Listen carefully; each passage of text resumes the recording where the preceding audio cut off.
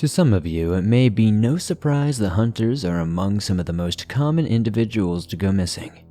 There are entire books in the Missing 411 series by David Peltier dedicated to experienced hunters who have seemingly vanished into thin air, never to be found. Tonight, we're going to be exploring some of these cases along with a couple that are even stranger.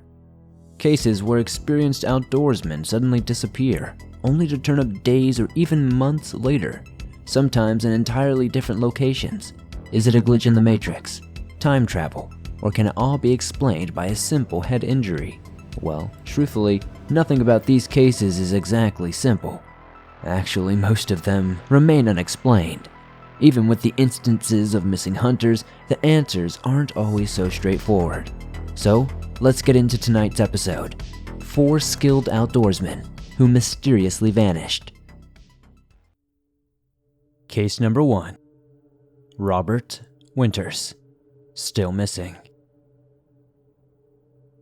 Robert Winters was a 78-year-old experienced hunter who went missing in 1969. He disappeared in Sparks Lake, Oregon, while hunting with his 3 sons, also experienced hunters. They understood weather conditions weren't ideal for the higher elevation, so they agreed to set up base camp. When it came time to split up, they each claimed a certain area near camp. Again, they agreed to stay at a lower elevation, only covering familiar territory. Though the men were separated for quite some time, they were never too far apart. A couple of hours later, each of the sons had returned to camp, but there was no sign of Robert.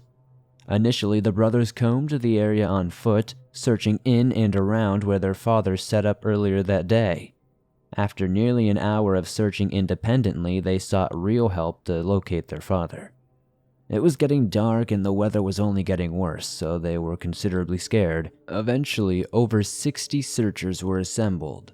Unfortunately, shortly after Robert went missing, the area experienced heavy snowfall and a snowstorm overtook the entire area. The only early discovery were some tracks in the snow. These tracks were at a higher elevation, traversing upwards, not in the same area or direction Robert would likely have been in. They were later determined not to be his footprints. Roughly 9 months after Robert's disappearance, searchers discovered some of his belongings near the area he vanished. All of the items looked to have been carefully removed. There was no shredding, tearing, or ripping involved. No blood either.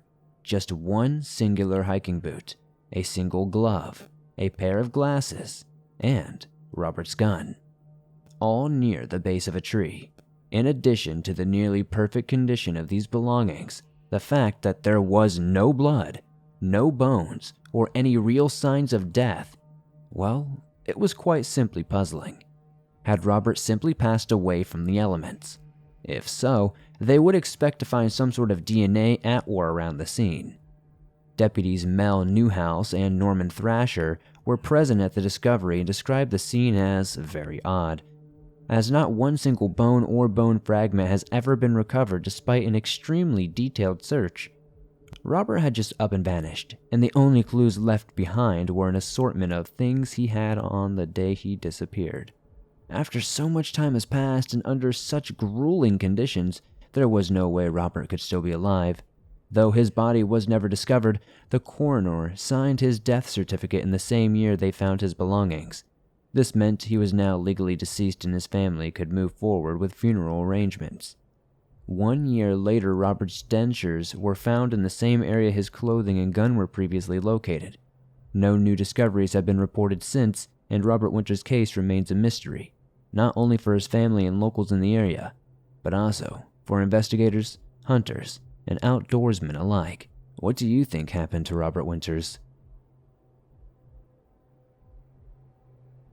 Case number 2. David Peltier, still missing. This case also involves a missing hunter, and like Robert Winters, David Lee Peltier has never been found. On November 3rd, 2018, Lee Peltier and his 3 friends decided to take a brief but familiar hunting trip through Namaji State Forest in Hinckley, Minnesota. All 4 men were experienced outdoorsmen. They weren't dressed for nasty weather though, as this particular hunt was meant to be a quick expedition for lunch. Lee headed towards a nearby pond with John Warner, who was a part owner of the cabin they were using. According to Peltier's daughter, John and Lee separated intentionally with plans to meet up again. John made his way to higher ground atop the bluff while Lee walked along the pond's edge to flush out any deer. The hope was to send them straight into John's awaiting sights, but things didn't go according to plan. Peltier never showed up for lunch that Saturday, but his friends assumed he was trailing a deer. They really didn't think much of it at first, but soon an hour turned into a couple of hours, then dusk, and shortly thereafter it was dark. Lee's friends were officially starting to worry. With no cell service to be found, the men built a huge bonfire outside the cabin and listened for gunshots. If a hunter is in distress, they'll shoot 3 shots into the air, so they were waiting to hear anything like that, which they did not. They stayed up all night waiting for him. Megan DeCourcy, one of Lee's daughters, explained in an interview shortly after he went missing. The unkind change in weather hindered the search for their friend. The rain turned to snow and the temperature had dropped below 20 degrees. With the elements working against them, it was eventually decided to continue their search on foot in the morning. At dawn, the 3 men went out to continue their search for Lee. Then they headed down toward town, over a half-hour drive away, to call 911. That call came into dispatch at 11:24 a.m., and within less than an hour, a real search was underway for Lee Peltier. The initial search included 5 officers from the Pine County Sheriff's Office and the Minnesota Department of Natural Resources, who searched on foot and by ATV until nightfall. The next morning, friends and family from the metro area came to help search. The area that the hunters were in encircles nearly 93,000 acres in Pine and Carlton counties. Search crews and investigators reported the wet and treacherous terrain, such as swamps, bogs, dense tree lines, which all made the search incredibly difficult. "You have to see it to believe it. It's just one giant bog," Lee's son David said of the search area. "There's some high ground in there, but not very much. It's so thick it's easy to get turned around. We had a group of 12 of us in a search party and we thought we were walking west, and then we stopped and looked at the compass, and we were going southeast." He continued, "They typically find lost people within a half-mile of their last known location, but I think it's a lot further away than they think. He was physically fit, and I think he covered a lot of ground." David believes his father, who visited the same cabin the previous winter, became hypothermic due to the conditions he faced, combined with the lack of protective gear he was last seen wearing. According to Lee's daughters, their father didn't have a backpack, water, or even a lighter on them. They, along with the others, speculated he could have possibly fallen into the pond he was circling, or he could have gotten turned around subsequently getting lost. In an interview towards the end of the search, the family said every time they walked out of that forest they felt like they were leaving Lee behind. They continue to search the area and ask locals to help keep their eyes open. They know he's still out there. When investigators received cell phone records from AT&T, they showed that Lee made 3 phone calls at 1:40 p.m. on November 3rd, one to each of his 3 fellow hunters. According to Lee's daughter, his phone hadn't died until 5:30 the next morning. She recounts that if he had somehow fallen or gone into the water on Saturday, his phone could have died long before Sunday morning. "It's so hard and confusing because you think one thing makes sense and then it doesn't," she said.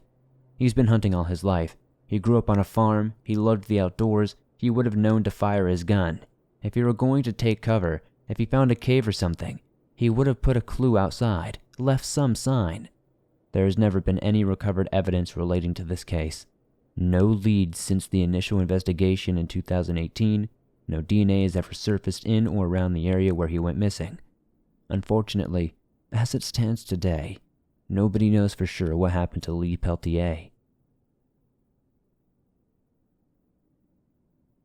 Case number 4. Danny Filippidis. Missing 6 days. Firefighter Danny Filippidis suffered a head injury and went missing while he was on an annual ski trip with coworkers. What is especially puzzling about Danny's case isn't that he just went missing, but also when and where he was found. Danny actually ended up wandering around a parking garage in Sacramento 6 days after he vanished from a ski resort in Lake Placid, New York. Not only were these places over 2,000 miles apart, but Danny had no recollection of how he had gotten to California in the first place. What's more, he didn't even recognize the clothes he was wearing, the items he held, or his surroundings. It was entirely foreign. For a while, Danny and his loved ones weren't sure exactly what happened to him, not literally or medically. Over time, doctors and police have been able to fill in some of the blanks, determining Danny's unusual ordeal came about as a result of a head injury sustained on that fateful trek to retrieve his cell phone. You see, it was the Toronto Fire Service's annual ski trip to Lake Placid, New York, and as it was coming to an end, Danny decided to capture some photos for their last night. That's when he realized he had forgotten his phone in the car. He and his friends were in the lodge about halfway up Whiteface Mountain, which meant it would be quite the ordeal to grab it. He told friends he planned to ski down to his car, and they could document the end of their trip when he returned. But this relatively simple journey turned into a mind-bending journey for the 50-year-old fire captain, a journey he will likely never fully remember. So, what does he remember? Filippidis believes the calamity began when he took a wrong turn on the way back to the car. He has no recollection of a supposed fall that knocked him out and likely caused the concussion, but remembers coming to at dusk. Danny was feeling sore and disoriented but made his way toward what he thought to be the main ski lodge. However, when he arrived, he found it was closed and deserted. Investigators later determined Danny likely fell near a children's ski slope, then worked his way to the main lodge or hub of a child's program, a sparsely populated area that would have been closed at the time. Danny's memories of what happened next are considered fragmented at best. He suspects he flagged down a truck in hopes to secure a ride off the mountain. He has a memory of climbing into a warm truck cab while still wearing his ski boots and winter clothing and being sick on the side of the road. He remembers learning that they were driving through Utah. "I'd never been out that way," he told reporters. "It kind of added to my confusion and feeling of not really knowing what was going on because I'm not familiar with that part of the country." He remembers the sharp impression of these particularly crushing headaches and that he experienced intense fatigue, which left him unable to do much, other than sleep, as he unknowingly moved further away from Lake Placid. He had hoped it was all just a bad dream, but gave way to the grim reality when after a few days on the road, the trucker informed him that they had reached the end of the line in Sacramento. To this day, Danny maintains he doesn't know the trucker's identity, and authorities have never been able to locate him. Danny found himself wandering, intent on contacting his wife, but not sure how. Miraculously, he still had the credit card he used to pay for his lift pass in Lake Placid, along with some cash. With this, he was able to purchase a cell phone, but this was not an easy task given that the fact he had no form of identification, only the card. Even after obtaining a phone, Danny couldn't immediately remember his wife's number. He ended up on the internet, and that's when he realized he was the subject of a missing person investigation. The very next day, he flagged down a ride to the Sacramento airport. While there, he was finally able to recall his wife's number.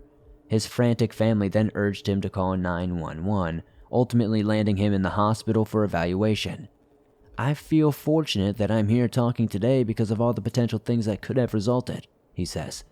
Danny's inability to recall what happened and his head injury not being known about initially created room for speculation. Some suggested he planned the disappearance for exposure, but there's no real proof he actually received any positive attention for this event, and there certainly isn't any real motive.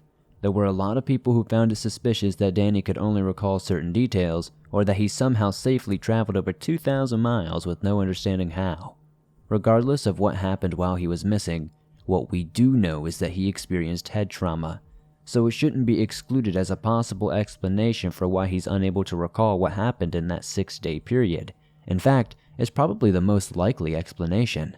Doctors were the ones to present this theory after performing several brain scans. They suggested his misadventures and missing time were side effects of amnesia suffered as a result of a traumatic head injury. Dr. Charles Tater, director of the Canadian Concussion Center at the Toronto Western Hospital, states amnesia can take place in about a quarter of all concussion cases, adding that headaches, fatigue, and nausea and islands of memory are all classic symptoms. Most people make a complete recovery, although the amnesia will likely last forever, Tater says. He will probably forever have those blanks. Danny confirmed this as recently as 2019 and stated he is content with the fact that he will likely never remember those 6 days. He's also grateful because unlike so many others, he's not still missing, nor does he suffer any long-term brain damage or negative side effects. As of 2022, Danny Filippidis remains a firefighter with the Toronto Fire Department, and he considers himself very lucky. Case number 4. Steve Kubacki, missing 15 months. The last case we'll cover today is one of the strangest I have ever come across. It's the story of a man who vanished while skiing, only to turn up halfway across the country 15 months later with no idea how he got there. Stephen Kubacki was 23 years old when he vanished from Holland, Michigan on February 19, 1978. At the time, he was a student at Hope College, and before disappearing, he told roommates he was going cross-country skiing along the Lake Michigan coastline to Saugatuck. Hours later, when Stephen still had not returned back, his roommates called the police. Soon the state police and Coast Guard were using helicopters and tracking dogs to locate the student who had been missing for an undetermined amount of time.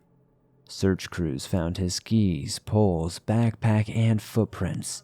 His tracks led roughly 200 yards out into the frozen surface of Lake Michigan, then abruptly stopped. 15 months passed without anyone seeing or hearing from Stephen, although they were never able to determine why he removed his equipment to venture out onto the frozen lake in the first place. Local police assumed he fell through the ice and drowned. He was presumed dead, and Hope College issued his degree in absentia. The detectives who investigated his disappearance did have their doubts about the drowning theory, though. They even sent Stephen's dental records to Chicago to see if he might be among the unidentified victims of serial killer John Wayne Gacy, but those results came back negative. His family mourned him, but Stephen's parents, who are no longer alive, never believed their son was dead. Desperate to find him, they had a private investigator working on this case the entire time. Then, the unimaginable happened. On May 5th, 1979, Stephen Kubacki suddenly woke up somewhere he didn't recognize. He was in a meadow, wearing someone else's clothes, and there was a nearby backpack he didn't recognize as his own. When he looked inside the backpack, he found it was full of maps. "I would guess I was hitchhiking," Kubacki recalled of this initial moment. He then walked into town and looked at a newspaper. Pittsfield, Massachusetts. Then he noticed the date. He was shocked to find 15 months had passed and he was 700 miles away from where he vanished. After his reappearance, Kubacki told reporters when he first came to, he had $40 in cash, new glasses, shoes, and a t-shirt from a marathon in Wisconsin. "I felt like I've done a lot of running," he said in an interview after his return. His memory up to his disappearance remained intact, and he reported his last memory was of feeling cold and scared and being lost in a frozen darkness. In the bag full of maps, there was also hitchhiking signs which suggested Stephen had already traveled very widely, from Sacramento to San Francisco to Reno, Chicago, Utah. According to him, he had not been planning to travel to any of these places. In his initial police interview, he stated he may have been heading to his father's house, which sat about 40 miles outside of Pittsfield, Massachusetts, but he made no plans to visit him, so he couldn't be sure. Stephen has and still claims to have no recollection of anything that happened during his 15-month disappearance. So how or why does he have memorabilia from marathons he cannot remember? It's sort of terrifying. But the more you read about Stephen, the more you understand that he's equally, if not more, invested in this story than anyone. It's truly a wild mystery. What's also mysterious is Stephen's response to requests for interviews since his initial reappearance. Outside of his initial police interview, he has absolutely refused to speak to the media or any sort of news outlet about the incident. Though he did co-author a book. The title, you ask? Meta-Mathematical Foundations of Existence, Gödel, Quantum, God, and Beyond. Yeah, and no, I haven't gotten around to reading it quite yet, but anyone can purchase the novel online, and there are some excerpts on his website. The book essentially lays out Kubacki's thoughts on the inconsistencies and incompleteness of our understanding of reality. Speculation by UFO enthusiasts only grew once Kubacki published the work. For many, Stephen's own assertion that our universe is at best incomplete and at worst inconsistent just further fueled their speculation that something truly extraordinary happened to him in 1978. With all the basics missing from his memory, they're really missing from history too. There's just about enough information to ensure that we can't be sure about anything. Had Stephen walked across Lake Michigan? If so, where was he headed? And why did he strip down first? How did Stephen sustain life for 15 months yet have no memory of it? Whose clothes was he wearing when he woke up? And where did those maps come from? The list of questions goes on, with most of them still remaining a mystery, even for Stephen. We may never know what really happened, or who else it could be happening to right now. Some people attribute the region itself to playing a part in Stephen's mysterious absence. Significantly smaller in size than the widely known Bermuda Triangle, the mystery of the Michigan Triangle could be a video all of its own. The Lake Michigan Triangle has been the site of several unexplained disasters, whether it be aerial crashes, shipwrecks, or vanishings. These events date back centuries. It seems to start with the disappearance of a Hackley and Hume lumber schooner that was making its trip home to Muskegon in 1891. This wasn't a long trip by any means, and it was quickly noticed when the ship never made it across. But where it went remained a mystery for nearly 115 years. Interestingly, this mystery has been solved for the most part, though widely ignored. Perhaps legends are sometimes more fun than facts. The 132-foot, three-masted schooner was found and identified with near certainty at the bottom of Lake Michigan's southern portion in 2005. Taras Lysenko, a diver with A&T Recovery out of Chicago, discovered the wreck in 2005 while a Lake Michigan shipwreck hunter and searcher helped identify the wreckage. Elizabeth Sherman, a maritime author and great-granddaughter of the schooner's namesake, presented the discovery at the Great Lakes Conference at the Great Lakes Naval Memorial and Museum. In addition, the discovery is a glimpse into the true power of the Great Lakes and the estimated 8,000 ships at the bottom. Divers have even confirmed a Stonehenge-like structure underwater in Lake Michigan. A Lake Michigan Stonehenge? Quite possibly. Yeah, this is a real thing. Features are similar to those found in England, including one large one with some sort of carving or writing on it. Another strange event in the area took place in 1950 when 2501 USS Airlines crashed into Lake Michigan. It was presumed the deadliest accident in American history, yet there was never any wreckage. A severe electrical storm is supposedly what caused the plane to crash, but in addition to zero wreckage, no bodies were ever recovered. So what happened? Did the plane fly into another dimension? Who knows? This one actually remains completely unsolved. Without going too deep into the mystery surrounding the Lake Michigan Triangle, we can at least safely say it has been the site of some strange occurrences. And even Stephen Kubacki's case is right there on top of the list. For decades, he has refused to speak about his disappearances with reporters. He has ignored any attempts to reach him, and his only known family has done the same. Their lips are sealed. Well, sort of. A newly published book by author Dylan James Quarles claims to be the untold story of Stephen Kubacki and written in partnership with Kubacki himself. I personally haven't read it yet. However, a few quick searches on the internet confirm that Stephen has not released anything new regarding his experience, meaning no new memories have surfaced. So, is this real or fake? Well, it wasn't fake because Stephen Kubacki actually did disappear, but there's no proof that it wasn't of his own accord, nor is there proof that it was. Some would argue that the most logical theory is that Kubacki suffered an emotional or mental health episode, one that made him disappear from society for a spell before returning when he felt like it. Stephen has always denied this theory, maintaining he did not disappear of his own accord, and confirming that he does not suffer from any mental health disorders. Today, Kubacki remains alive and well, working as a psychologist in the Pacific Northwest.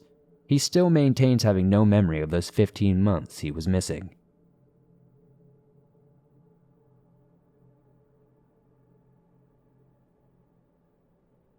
Well guys, that's it for tonight, but don't worry. You know I'll have something new in a couple of days. Besides, if you get really bored, you can always hop on over to my second channel and check out the Dark Side podcast.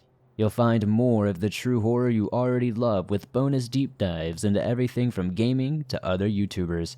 So, what did you think about this episode? Have you heard about these cases before, or did you find them interesting? I'd love to hear your thoughts and even theories in the comments. Thank you so much for tuning in, and have a great night, everybody. Be sure to punch that like button in the face like it just insulted your mom's famous macaroni casserole. Subscribe if you're new, as it helps the channel grow. Join me over on Instagram, Facebook, Twitter, all those other good social medias. And I'll see you all soon with another creepy video.